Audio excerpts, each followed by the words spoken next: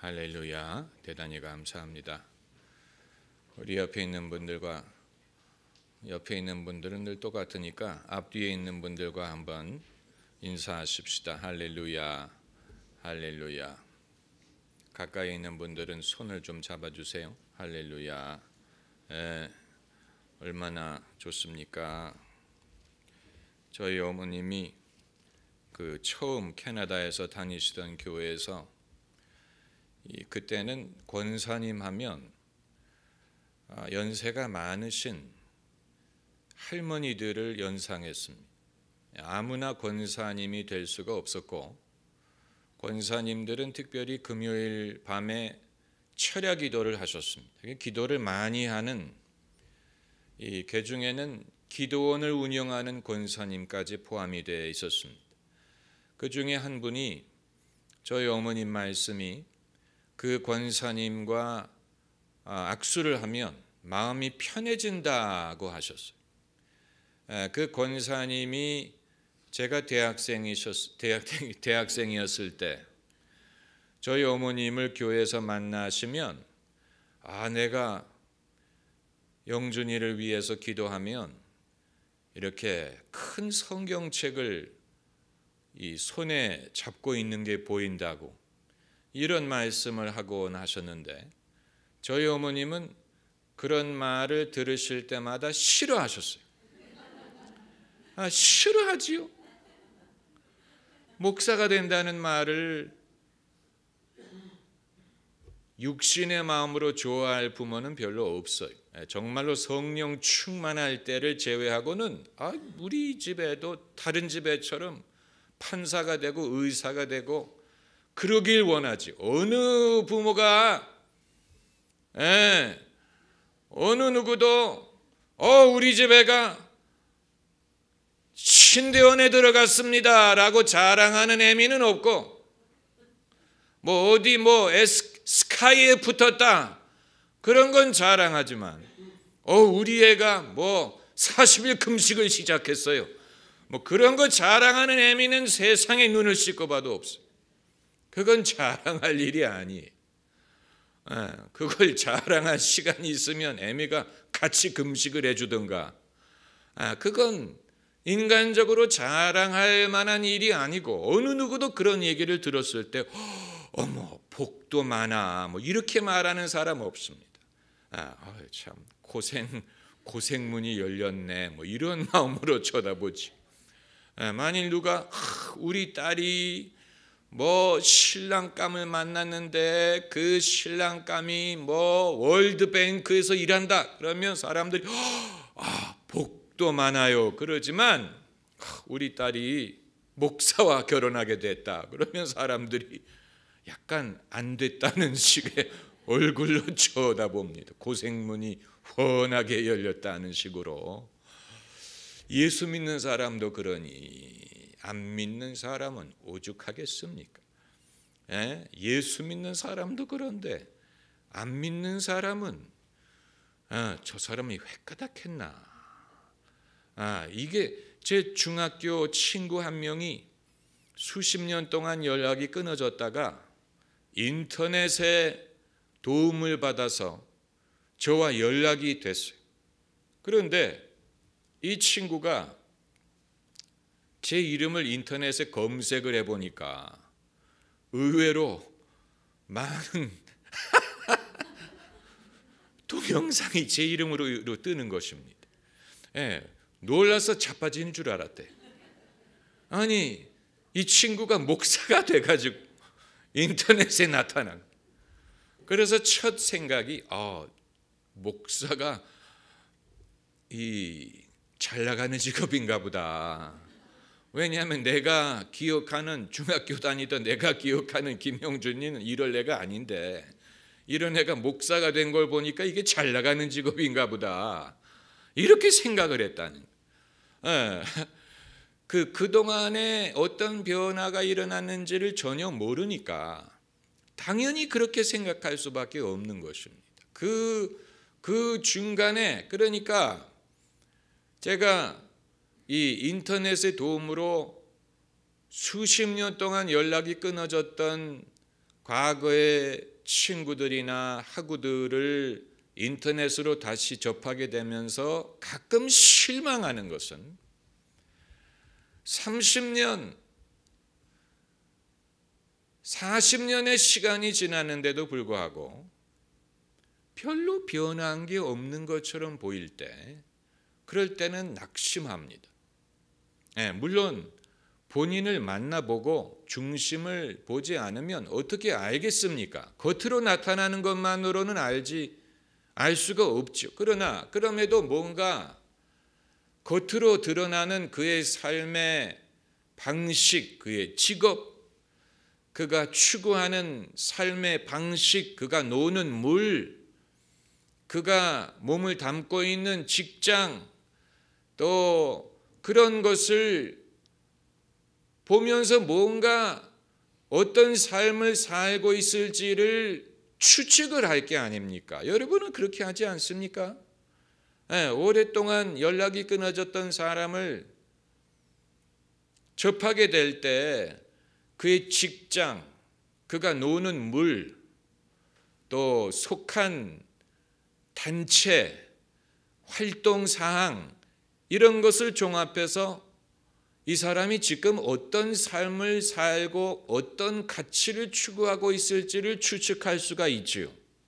그런데 수십 년 전에 같이 학교를 다닐 때 그 당시에 추구했던 것들과 지금 그 사람이 추구하는 것이 전혀 변한 것 같지 않을 때, 그때 인생의 변화의 가능성에 대해서 실망을 합니다. 사람들은 이처럼 변하기가 힘든 모양이구나. 그러나 간혹 가다가 기대하지 않던 일을 하는 사람을 발견할 때가 있어요. 그건 아주 드문 경우입니다. 간혹 가다가 이 제 대학 동창 한 명은 여성의 성폭력을 예방하는 일을 전문적으로 합니다. 남자인데 여성의 성폭력을 예방하는 그 정확한 그 직업명은 저도 모르겠는데, 그 돌아다니면서 강의를 하고 강연을 하고 여성의 권리와 권익과 보호받을 그 권리를 주장하는 그런 일을 전문적으로 하는 친구가 있어요.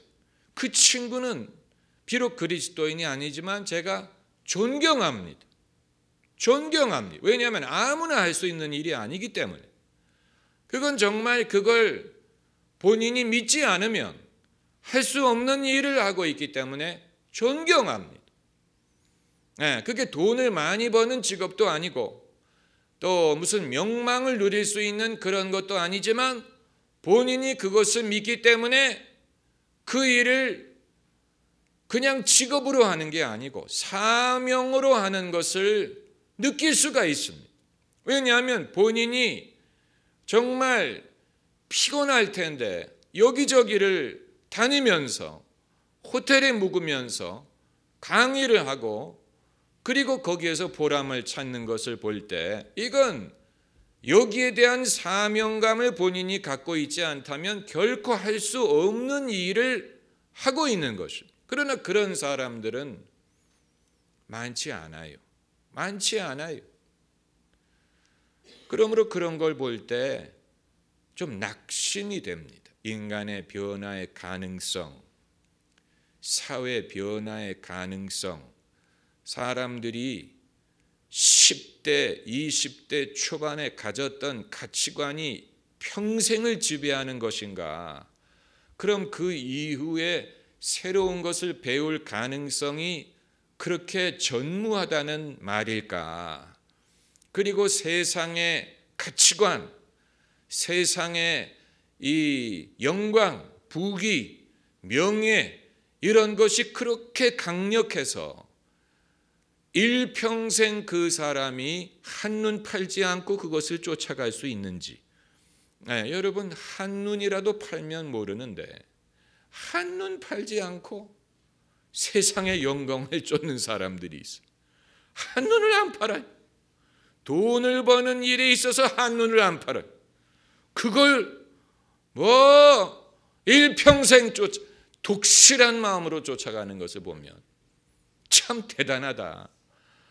참 대단하다. 성공할 만하다.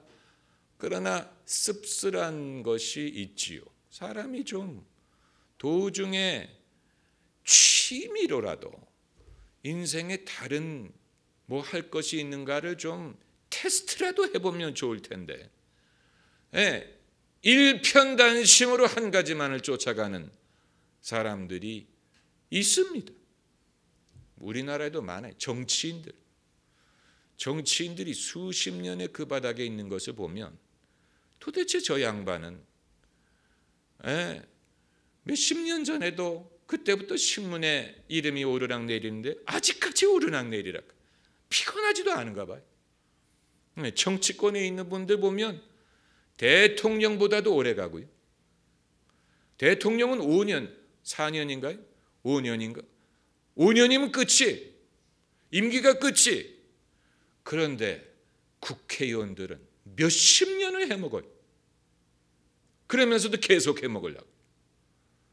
좀 피곤하지도 않은가 봐.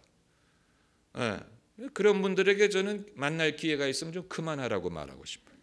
좀 국가를 위해서 좀 그만 좀 해줬으면 좋겠다. 여야를 막론하고 좀 그만 좀 해달라.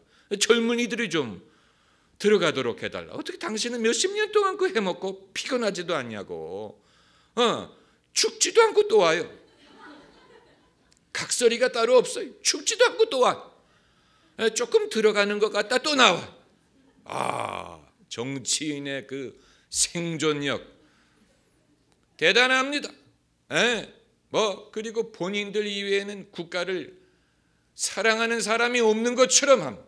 그래가지고 모이기만 하면 국기에 대해서 경례를 하고 엄숙한 얼굴로 국가에 대한 애국에 대한 말은 다 하는데 정말로 그들이 정말 국가를 사랑해서 그렇게 하는 것인지 아니면 본인의 영광을 위해서 하는 것인지 누가 압니까?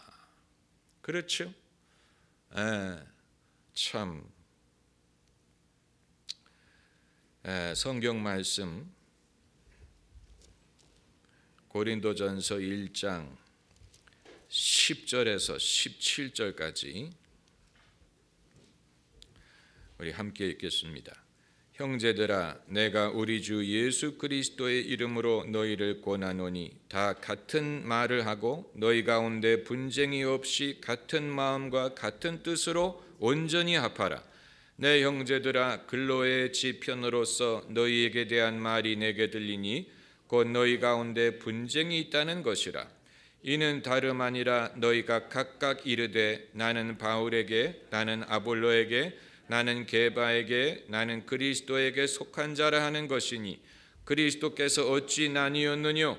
바울이 너희를 위하여 십자가에 못 박혔으며 바울의 이름으로 너희가 세례를 받았느뇨?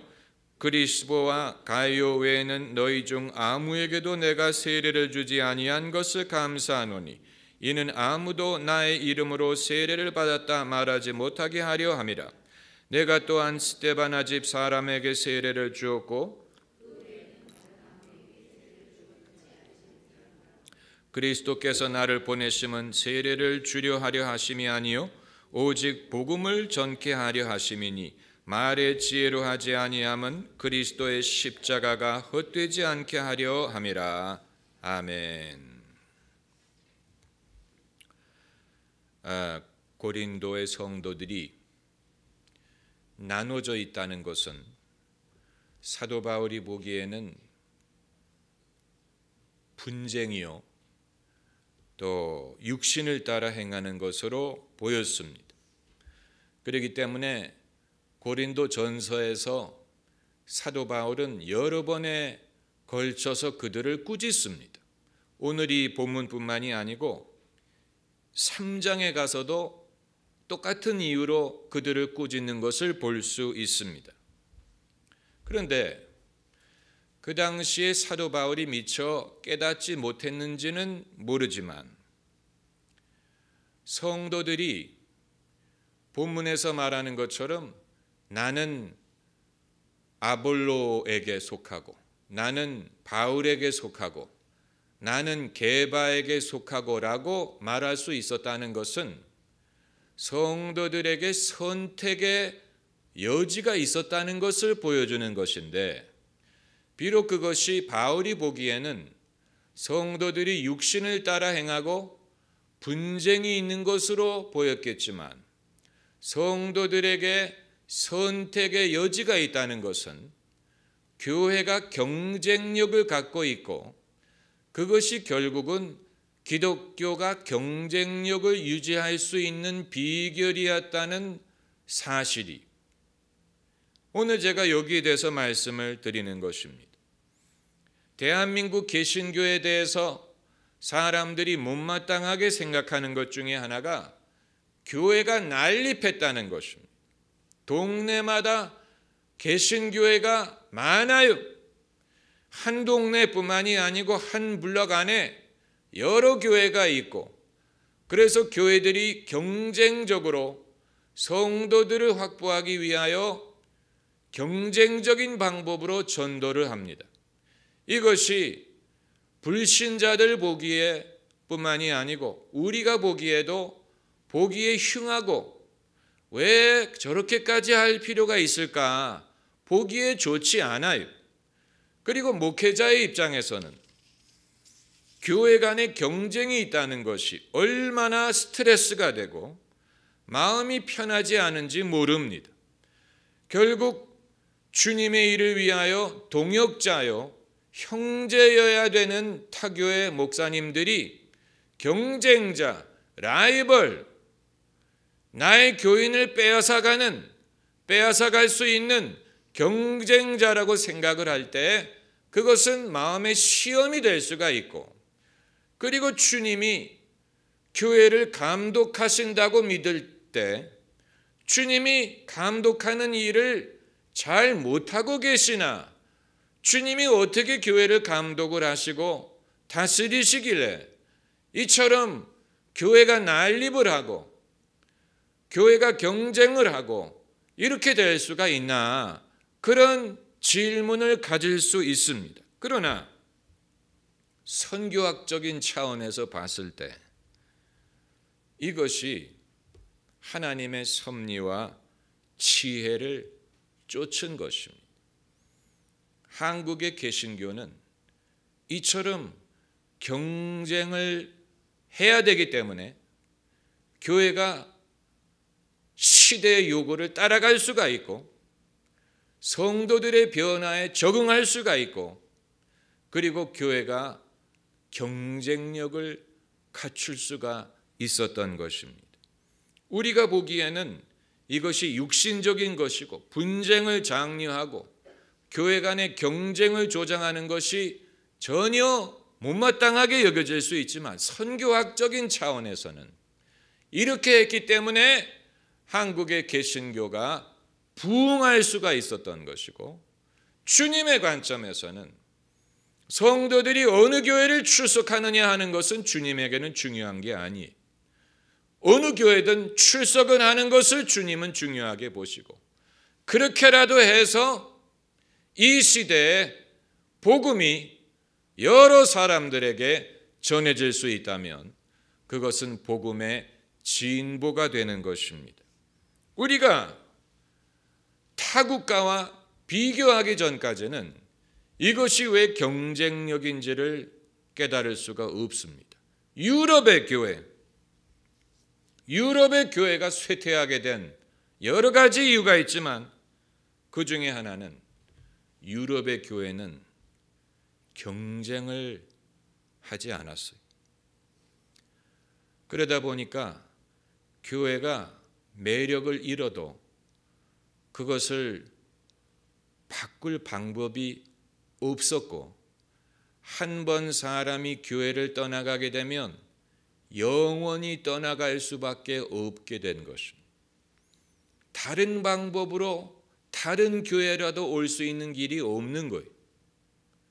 왜냐하면 유럽의 교회는 철저하게 전통과 제도 안에 거합니다. 그래서 유럽에서는 집안이 가톨릭이면 나도 가톨릭이고, 집안이 루터교면 나도 루터교고, 전통에 의해서, 출신에 의해서 그의 종교가 정해집니다. 그리고 도시마다 있는 성당, 교회들은 거기에 수백 년 동안 있었던 교회들이고, 그 이외의 교회를 세운다는 것은 상상도 할 수 없는 거죠.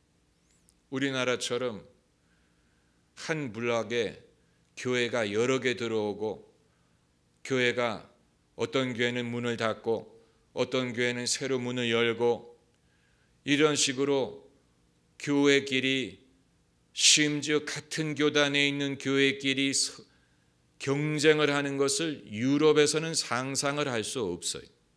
그들은 교회라는 것은 굉장히 전통적인 기관이, 인스티튜션, 그 밖에서 신앙생활하는 것을 상상할 수가 없어요.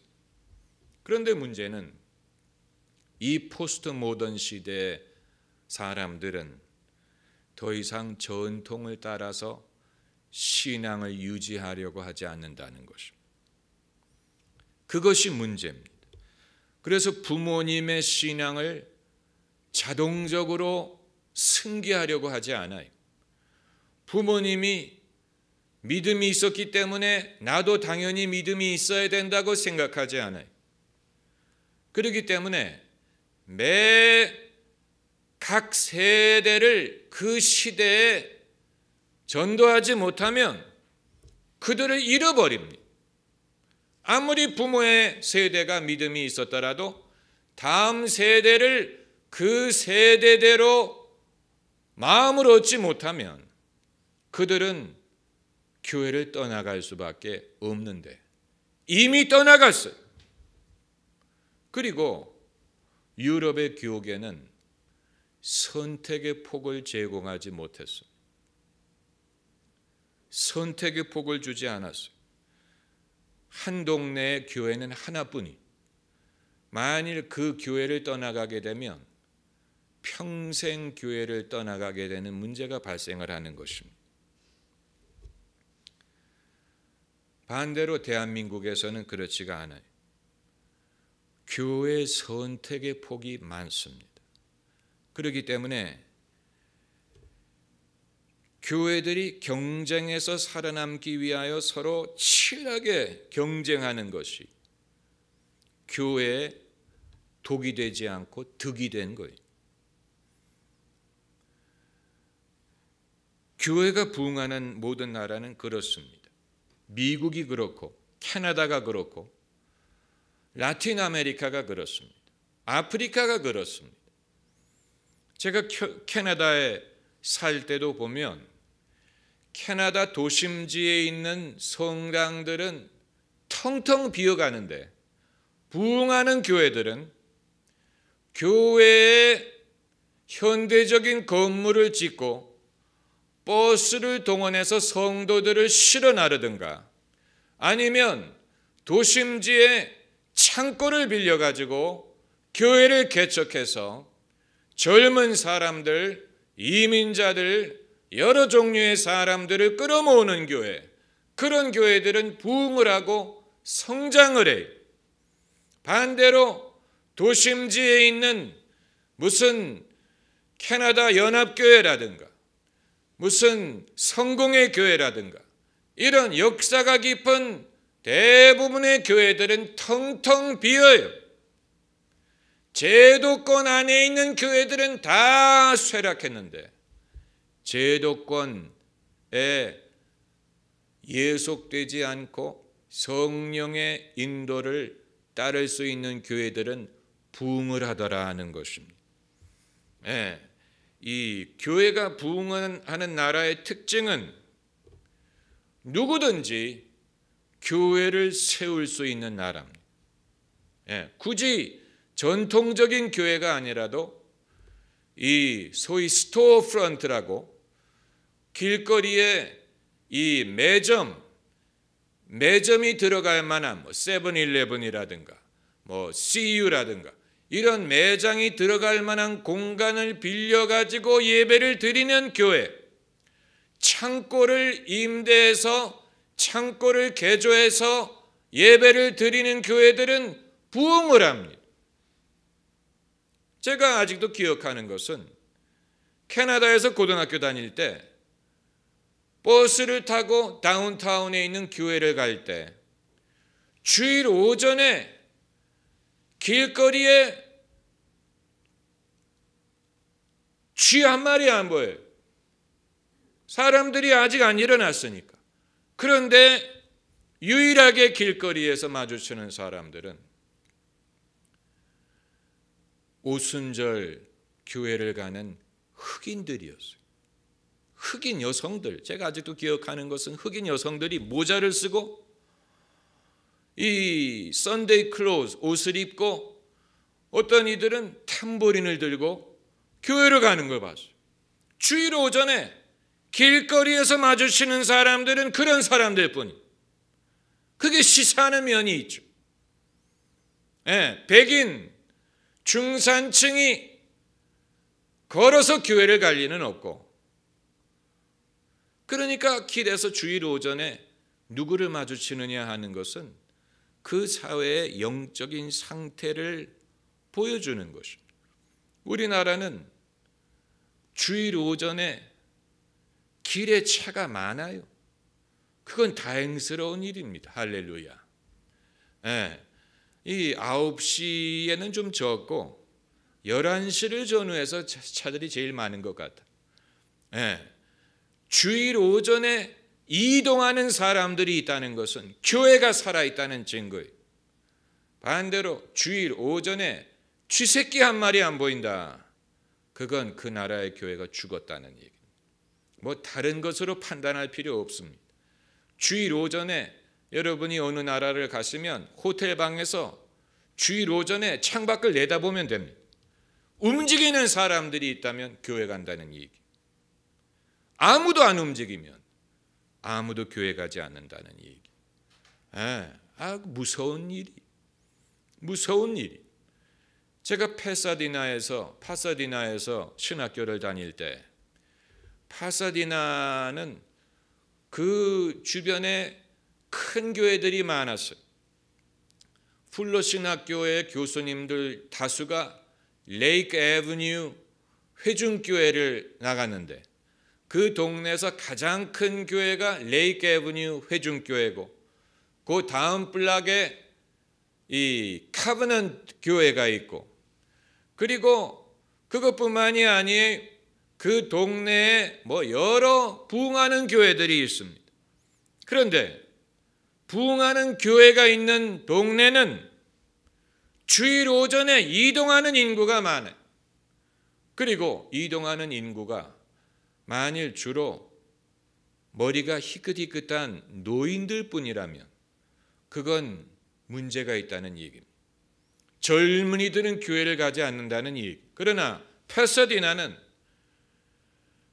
가족 단위로 움직이는, 자동차를 타고 가족 단위로 교회를 오는 것을 볼 수가 있는데, 부부가 같이 오고 애들을 데리고 오고 청년들이 자기들끼리 오는 것을 볼 때 그것처럼 보기 좋은 게 없어. 그리고 레이크 애버뉴 교회는 가족, 중산층, 백인 가족 위주로 참석하는 교회라면, 싱글들, 미혼 젊은이들이 주로 즐겨 참석하는 교회들이 또 따로 있어요. 그런 교회는 이 중산층 가족 위주가 아니고 이 중산층보다는 약간 미치지만 아직 미혼인 젊은이들이 주로 참석하는 교회인데, 교회마다 특징이 있고 교회마다 그 교회에 이끌리는 사람들이 있고 이끌리는 계층이 있는데, 모든 교회가 똑같지가 않습니다. 교회마다 특징이 있어요. 그것은 하나님이 각 교회에 주신 은사와 부르심에 의한 것입니다.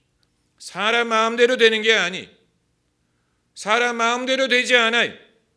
모든 교회가 다 똑같은 그 뭐라고 부릅니까? 인구를 분류하는 것을 데모그래픽. 모든 교회가 다 똑같은 그런 계층을 끌어당기는 게 아니에요. 달라요.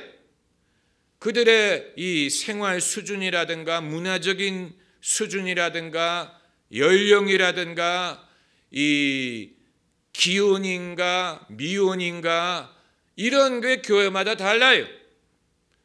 그것은 하나님에 의하여 정해진 것입니다. 하나님이 사람들을 차별한다는 말이냐? 아니에요. 모든 교회가 다 모든 계층에 동일하게 어필할 수가 없기 때문에 주님이 은사를 주신 대로 그 교회가 제일 전도를 잘할 수 있는 계층을 끌어당기는 것입니다. 그러다 보니까 젊은이들을 쉽게 전도하는 교회는 젊은이들의 소그룹이라든가 또 그들의 필요를 채워주는 그런 면이 있어요. 뜨겁고 찬양을 많이 부르고 또 소그룹이 발달하고 또 젊은이들이 세상에서 겪는 시험이라든가 유혹이라든가 이런 것을 맞설 수 있는 영적인 힘을 공급하는 교회입니다.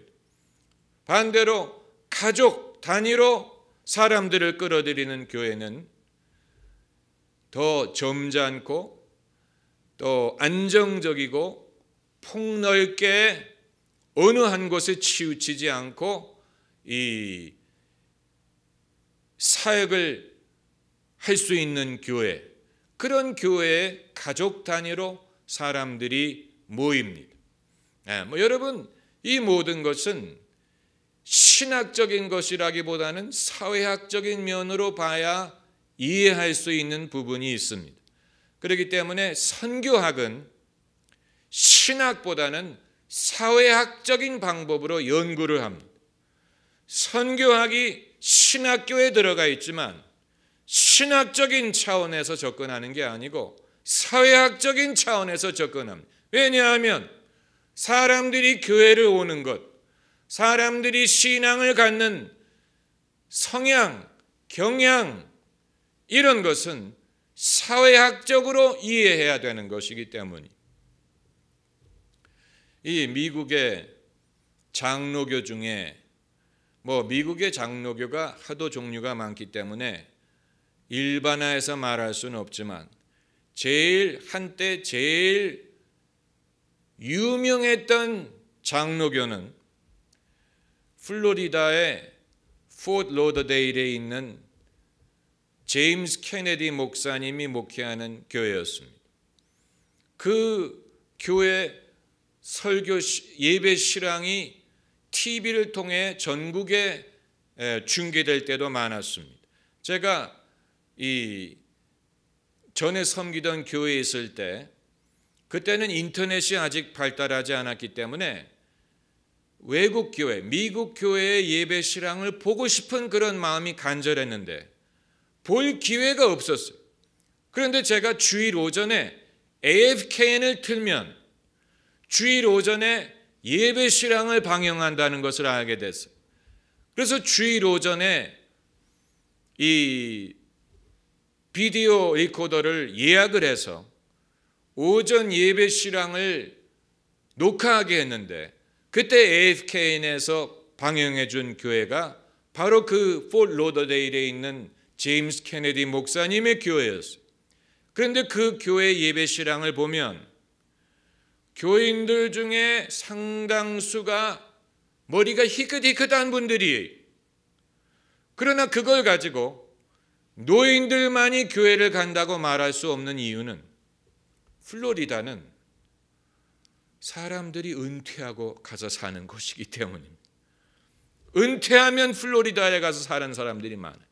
그렇기 때문에 은퇴해서 옮겨온 사람들을 끌어들인 교회, 그들이 참석하는 교회. 그러니까 교회가 성장하고 교회가 부흥하는 것은 사회학적인 면으로 봐야 이해할 수가 있는 것이죠. 인구의 이동, 나이의 분포, 경제적인 상황, 이런 것을 고려하지 않으면 어떤 교회가 어디에서 어떻게 부흥하고 왜 부흥하는지를 이해할 수가 없는 거예요. 우리가 한 가지 원칙을 모든 교회에 적용할 수 없습니다. 왜 이 교회는 이렇게 했으니까 이 원칙을 다른 데도 적용하면 될 것이 아니냐? 아니, 천만의 말씀. 교회마다 또 그 지역에 따라 여러 가지 상황, 여러 가지 요건이 있는데 하나님께서는 여러 다양한 교회들이 존재하게 하심으로 모든 층이 믿음을 가질 수 있도록 하십니다. 그게 하나님의 방법이. 그러니까 고린도 교회가 선택의 폭이 있다는 것은 좋은 거예요. 비록 그것이 분쟁을 낳기는 했지만, 여러분 만약에 동네에 어떤 식당이 문을 열 수 있는지를 정부가 통제한다고 한번 상상을 해보세요. 정부가 도곡 일동은 한식집 2개, 중국집 2개, 떡만두집 하나, 파스타집 반 개, 이런 식으로 통제한다고 생각해 보세요. 사람들의 반대가 오죽하겠습니까? 굶어 죽는다. 정부는 식당의 자율화를 허락하라. 그렇지 않습니까? 정부가 통제한다고 생각해 보세요. 그 말이 됩니까? 식당이라는 것은 사람들이 이런 음식을 좋아하고 이런 사람들이 몰려오고 그걸 봐가면서 식당을 해서 식당도 잘 되고 사람들도 좋은 것이 아닙니까? 마찬가지로 고린도의 교인들이 선택의 폭이 없었다. 그럼 그들의 신앙생활은 별로 부흥하지 못했을 것입니다. 그들이 나는 아볼로파다, 나는 바울파다, 나는 게바파다라고 말할 수 있었던 것은 축복이, 그들의 축복이 얼마나 쟁쟁한 인물들입니까? 오늘날 이런 인물이 하나라도 우리 가까이 있으면 얼마나 좋겠습니까? 그러나 이들에게는 3명이나 있었어요. 그리스도파다라는 사람들은 좀 이상한 사람들인데, 당연히 그리스도파지요. 어떻게 예수 그리스도를 바울, 게바, 아볼로와 비교하겠습니까? 그러나 한 명이라도 가까이 있다면 큰 축복이었을 텐데 이들은 3명이나 있었어요. 그래서 고린도 성도들이 나는 게바가 더 마음에 들고, 게바는 베드로를 말하는 거지요. 베드로의 스타일, 베드로의 은사, 나는 그의 설교가 마음에 든다라고 말하는 사람. 바울파, 아볼로는 이 말을 잘하는 사람이고 배운 것이 많은 사람이었어요. 그러니까 한 교회지만 성도들이 자신의 취향대로 선택할 수 있는 여지가 있었다는 것은 축복이에요. 유럽에는 아마 그런 선택의 폭이 수백 년 동안 없었던 것 같습니다. 수백 년 동안. 이 유럽 선교를 말씀하는 어느 목사님의 강의를 들어보니까 유럽의 신학생들과 목사님들은 개척이라는 개념을 갖고 있지 않다 그랬어요. 교회를 개척하는 것에 대해서 그런 거 어떻게 합니까? 그거 어려워서 어떻게 합니까? 저는 그런 거 엄두를 못 냅니다. 이런 사람들이 대부분이란. 그럼 신학교를 졸업하고 나서 어떻게 하느냐?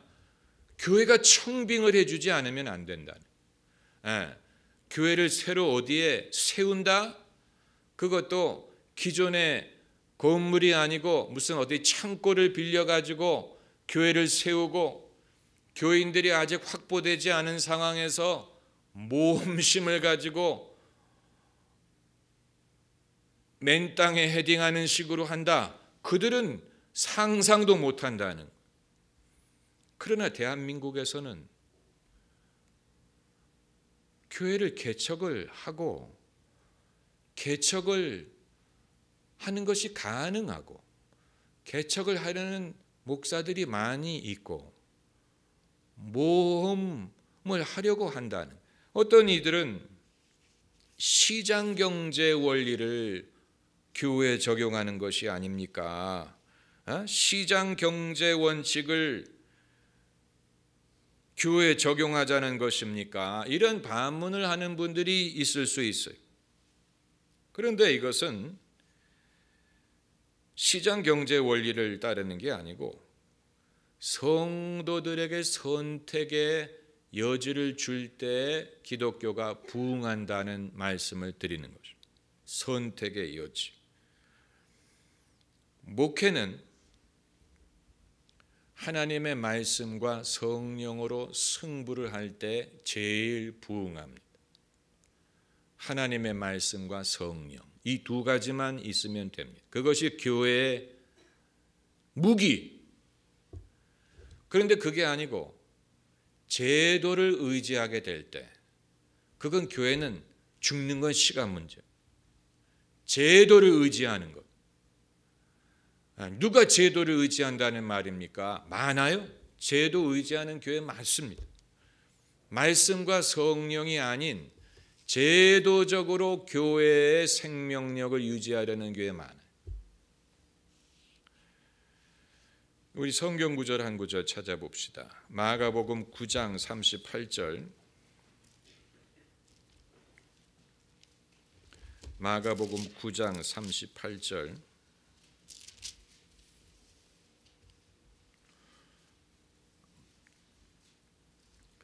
제가 읽겠습니다. 요한이 예수께 여짜오되 선생님, 우리를 따르지 않는 어떤 자가 주의 이름으로 귀신을 내어 쫓는 것을 우리가 보고 우리를 따르지 아니함으로 금하였나이다. 예수께서 가라사대 금하지 말라. 내 이름을 의탁하여 능한 일을 행하고 즉시로 나를 비방할 자가 없느니라. 우리를 반대하지 않는 자는 우리를 위하는 자니라. 우리를 따르지 않더라도 주님의 이름으로 사역을 하는 사람들이 세상에는 있어요. 그들은 어디서 나왔습니까? 주님이 키우신 거예요. 주님이 키우셨기 때문에 우리가 모르는 거예요. 우리의 본능은 저들이 우리 제도에 들어오고 우리와 같이 교류하고 우리와 같이 신학교를 나오고 그래야 되지 않느냐. 그래서 요한이 금하려고 했어요. 그러니까 제도적인 본능이 그때도 있었다는 거예요. 우리를 따르지 않기 때문에 금하려고 했어요. 그런데 예수님이 금하지 말라. 금하지 말라. 그들이 우리를 위하는 자라. 그래서 40절에 우리를 반대하지 않는 자는 우리를 위하는 자니라. 여러분, 이것은 2000년 전에 일어난 일이지만 21세기에 유효합니다. 21세기에 경쟁력을 갖는 교회, 경쟁력을 갖는 사역자들은 이런 사람일 가능성이 많아요. 그리고 앞으로 이런 사역자들이 더 많이 필요하고 이런 사역자들을 더 많이 보게 될 수 있습니다. 할렐루야. 기도하십시다.